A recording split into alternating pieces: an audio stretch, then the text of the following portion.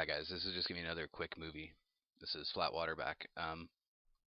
Flatwater back with you again. What I'm gonna be doing today is talking about some of the things that have been laid out in the music videos and the longer musical portion. We're gonna talk about the North Pole, Merkaba, the Fibonacci sequence, the flower of life, the sun and the moon, and everything else. So, what I'd like to start with is you've seen my proposition of how the sun works. And in fact, it's more than a proposition. I think it's a solid theory, as it's the only theory that, as I've said before, explains the corkscrew effect adequately. So first off, I'm going to read from Samuel Rowbotham's Zetetic Astronomy. And in this book, he is going to talk about the corkscrew effect of the sun and exactly what we see with its motions and why. So it's called Chapter 7, The Sun's Path Expands and Contracts Daily for 6 months alternately. This is a matter of absolute certainty, proved by what is called in technical language the northern and southern declination, which is simply saying that the sun's path is nearest the polar center in summer and furthest away from it in winter. At noon on the 21st of any December, let a rod be so fixed that on looking along it the line of sight touches the lower edge of the sun. For several days this line of sight will continue nearly the same, showing that the sun's path for this period is little changed, but on the 9th or 10th day, to touch the sun's lower edge, the rod will have to be lifted several degrees towards the zenith. Every day afterwards till the 22nd of June. Alright, I'm going to stop here. You guys understand, I think. Anybody who's aware of flat earth theory is going to understand the sun's path and understand, the plan for its motions.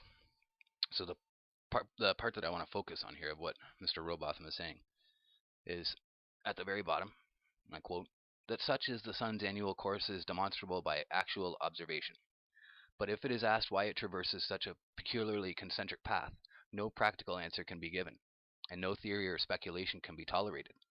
At no distant period, perhaps, we may have collected sufficient matter-of-fact evidence to enable us to understand it. But until that occurs, the zetetic process only permits us to say, the peculiar motion is visible to us, but of the cause at present we are ignorant. Fantastic statements. He's always so concise in what he says.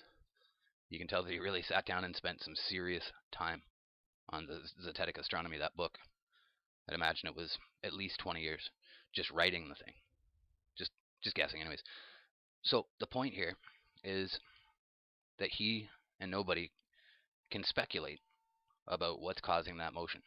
And as he says, at no distant time, or at some distant time, at no distant period perhaps we may have collected sufficient matter-of-fact evidence to enable us to understand it.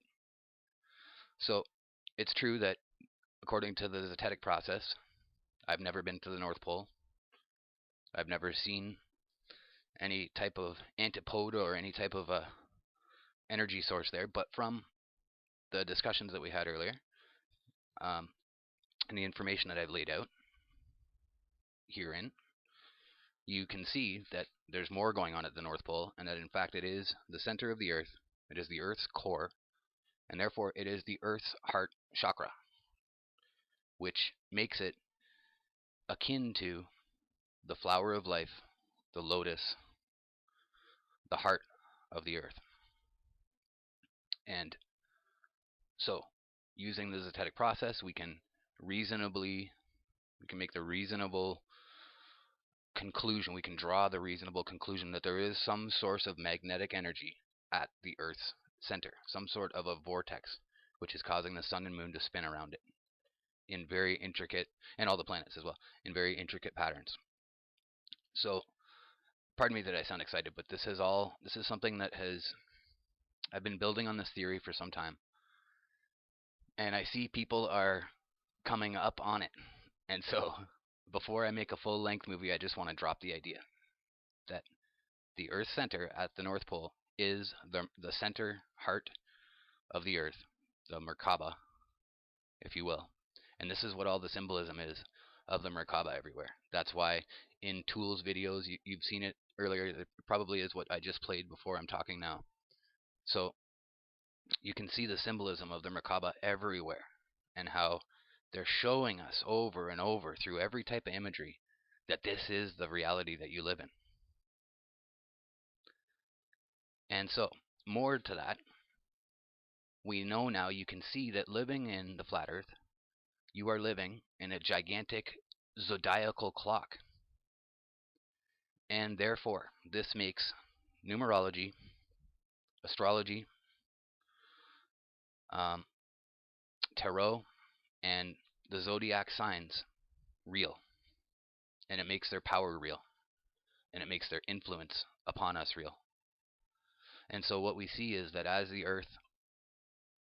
the zodiacs spin around us on Earth, those spinning vortex frequencies that are somewhat pointed down at us are like invisible bands of radiating energy that pass through us in the form of the ether and affect us in different ways. They affect our moods, the weather, everything. Everything is connected to this. So that central Merkaba is at the North Pole. Its energy comes from deep within the earth and without the earth, from without the earth, from outside of the firmament. I believe that it's one giant connected system. So I'm going to lay this out better and put together a much larger documentary with all the proofs. But I just wanted to get this idea out to the Flat Earth community. Thank you for listening, guys. Ciao.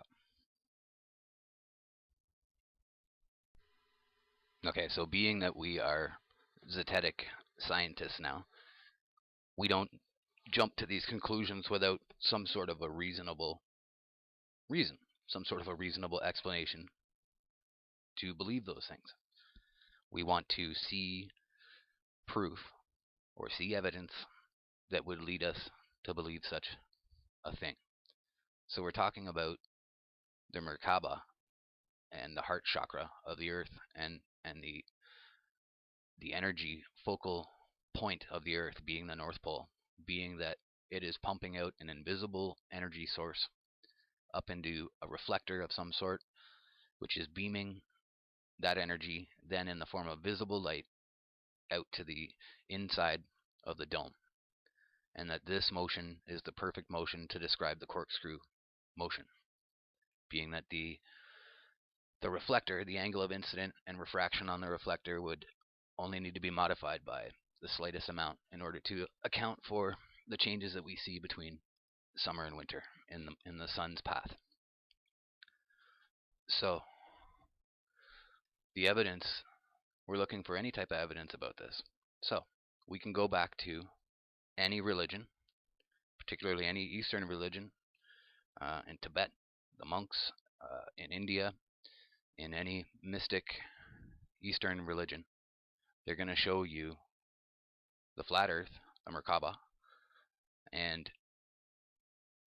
I forget the name of them now, but they're the large pieces of artwork that the monks themselves make out of salts and different colored powders, and they recreate the entire universe there.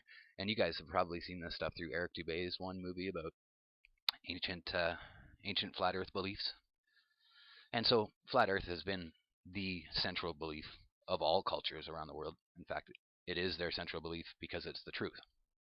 So we're looking for evidence other than the mythical evidence, which is in the religious text. So what I have first thing that I've got now that I can show to you is in the Inventio Fortunata, the book that was about Gerard Mercator and about other polar adventures, or it was mentioned by Mercator in his letters, and it's about the polar adventures. So I'm just going to jump to the main point where I want to get into here. So I'm quoting from the Inventio Fortunata from Strabo, Book 7, Chapter 3 and 1, Pliny's Natural History, Book 2, Chapter 75, and Book 4, Chapter 13, 30, and 36. Quote, Strabo says, "It is true that Pythias of Marseille affirms that the farthest country north of the British Isles is Thule, for which he says the summer tropic and the Arctic Circle is all one. But he records no other particulars concerning it, whether Thule is an island or whether it continues habitable up to the point where the summer tropic becomes one with the Arctic Circle. Strabo's editor says on this that the summer tropic being placed at 24 degrees from the equator by Strabo, and most probably by Pythias,